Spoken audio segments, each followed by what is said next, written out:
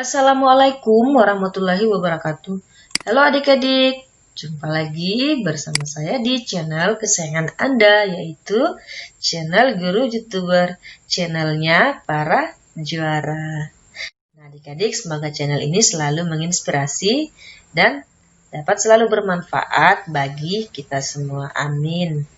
Oke adik-adik, di sini kita masih melanjutkan pembahasan yaitu materi IPA kelas 9 pada semester 1 dengan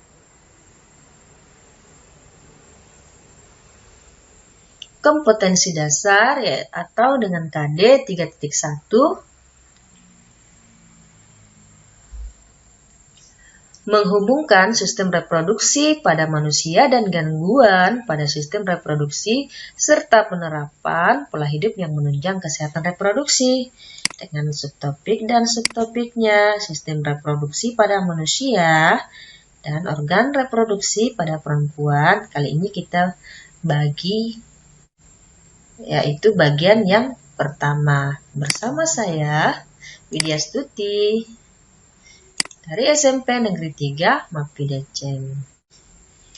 Nah adik-adik, bagaimanakah proses organ reproduksi pada perempuan tersebut? Penasaran kan? Kalau kalian penasaran, yuk kita bahas. Adik-adik, tahukah kalian bahwa serangga memiliki struktur yang dinamakan labium loh pada mulutnya? Oh, selain serangga, ada juga anggrek, di mana anggrek ini juga punya struktur yang dinamakan labium loh pada bunganya. Ternyata perempuan juga punya struktur yang dinamakan labium atau labia. Nah, tapi di mana ya letaknya kira-kira? Kira-kira di organ reproduksi perempuan ada apa aja ya? Kita bahas ya adik-adik.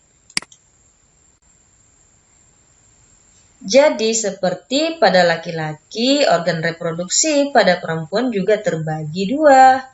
Adik-adik, yaitu ada organ reproduksi eksternal dan organ reproduksi internal. Sekarang kita akan bahas organ reproduksi eksternal dulu ya.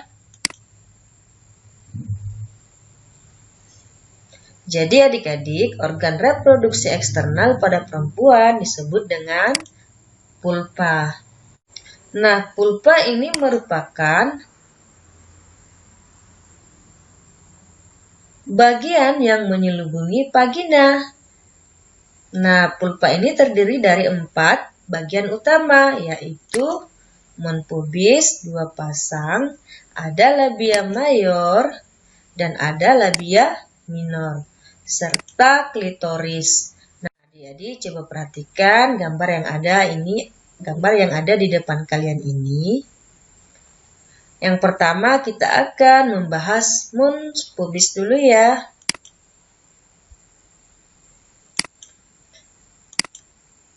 Nah, ini merupakan mon pubis. Mon pubis ini adalah bagian yang menonjol dan berfungsi untuk melindungi bagian di bawahnya. Karena berisi jaringan lemak, mon pubis sangat mudah dikenali. Kenapa? Karena pada saat pubertas, daerah mon pubis ini ditemui rambut ya adik-adik. Selanjutnya, di bagian bawah mon pubis terdapat labia. Nah adik-adik, jadi labia pada perempuan terdapat di bawah mons pubis ya. Labia merupakan lipatan kulit yang memiliki bentuk seperti bibir dan berfungsi untuk melindungi vagina. Karena mengandung jaringan lemak, labia terdiri atas 2 jenis, yaitu ada labia mayor yang merupakan tonjolan kulit berlemak serta ada yang dinamakan labia minor yang merupakan lipatan kulit tipis. Nah, di antara labia mayor dan juga labia minor terdapat tonjolan yang disebut dengan klitoris. Klitoris banyak mengandung sel-sel saraf sensorik dan juga pembuluh darah. Nah, kondisi ini menyebabkan klitoris sangat peka terhadap datangnya rangsangan ya adik-adik. Kemudian ada lubang vagina. Lubang vagina ini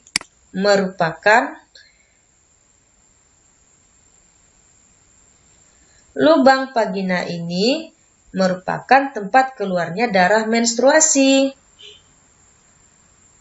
Lubang vagina ini dilapisi oleh selaput darah yang disebut himen. Nah, di atas lubang vagina ini terdapat saluran yang disebut sebagai uretra.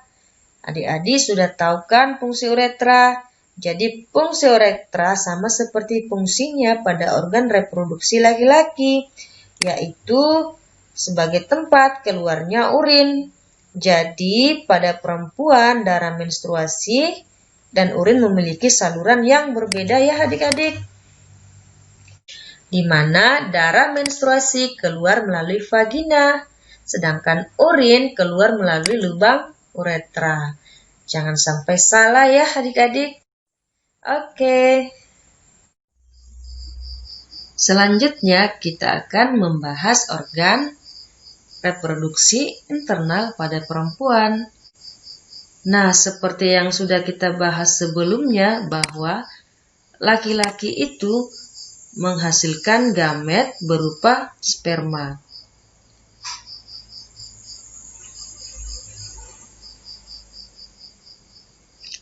Ternyata perempuan juga menghasilkan gamet, tapi bukan sperma ya, melainkan sel telur atau ovum. Tapi di mana ya sel telur itu bisa dibentuk? Nah, kalau adik-adik penasaran, kita bahas yuk.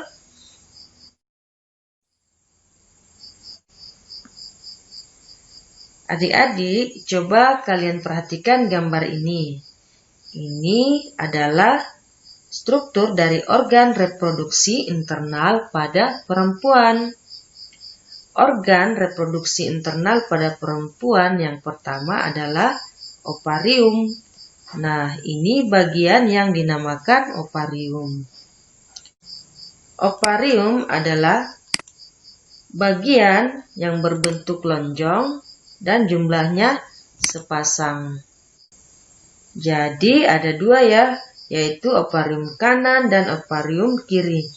Ovarium merupakan tempat dihasilkannya beberapa hormon pada perempuan, yaitu hormon estrogen dan juga hormon progesteron. Hormon estrogen adalah hormon yang berfungsi untuk memunculkan sifat-sifat sekunder pada perempuan, seperti membesarnya payudara, suara yang semakin melengking, dan juga menstruasi. Sementara hormon progesteron berfungsi untuk menjaga ketebalan dinding endometrium atau dinding rahim, yang nantinya berperan dalam menjaga janin yang ada di dalam tubuh. Nah, adik-adik, tidak cuma itu aja, ovarium juga merupakan tempat terjadinya proses pembentukan gamet.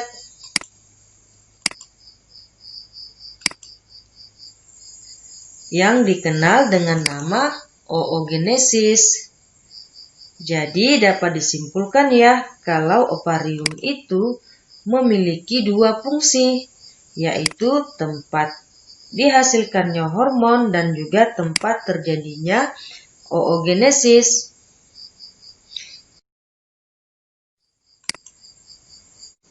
Selanjutnya adalah tuba Pavlovi. Tuba Fallopi juga disebut dengan oviduct. Ini namanya tuba Fallopi. Adik-adik, tuba Fallopi ini merupakan saluran yang panjangnya kurang lebih 10 cm, sama seperti ovarium.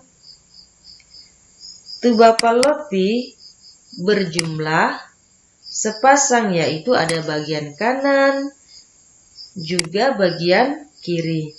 Nah, tuba Fallopi merupakan tempat terjadinya proses fertilisasi atau pembuahan ya adik-adik. Di bagian pangkal atau ujung tuba Fallopi terdapat jumba-jumba yang terlihat seperti tangan. Nah, jumba-jumba ini disebut dengan fimbre. Fimbre berfungsi untuk menangkap sel telur yang telah keluar dari ovarium. Selanjutnya adalah uterus. Uterus dikenal juga dengan rahim. Jadi, kalau kalian dengar kata uterus atau rahim, jangan bingung ya adik-adik, karena itu sama saja. Uterus sendiri adalah organ yang berfungsi sebagai tempat tumbuh dan berkembangnya zigot. Oh ya adik-adik, uterus ini tersusun dari 3 lapisan. Yang pertama, lapisan perimetrium. Yang kedua, lapisan miometrium. Dan yang ketiga, lapisan endometrium.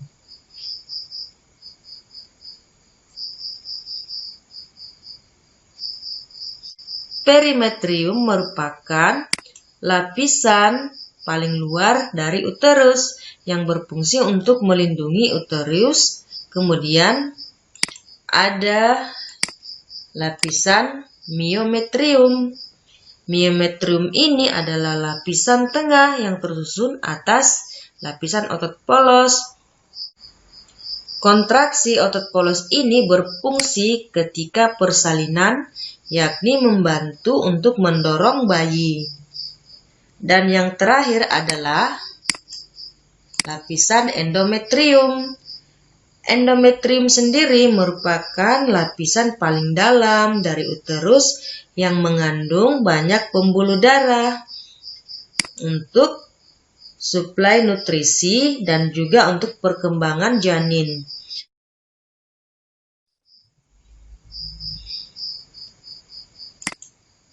Jika tidak terjadi fertilisasi, maka pembuluh darah dan sel telur akan meluruh adik-adik. Proses ini dikenal dengan menstruasi. Selanjutnya, bagian yang dinamakan serviks atau leher rahim.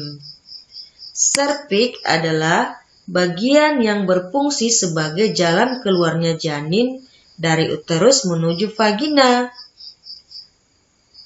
Dan organ yang terakhir adalah vagina.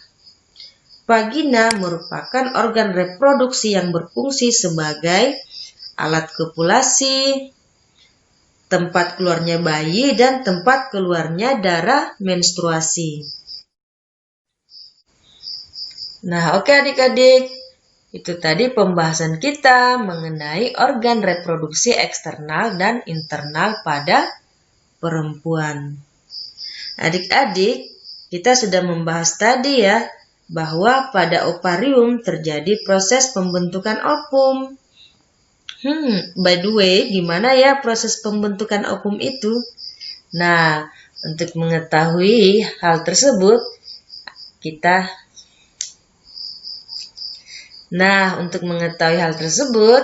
adik-adik simak video selanjutnya ya pada pembentukan oogenesis.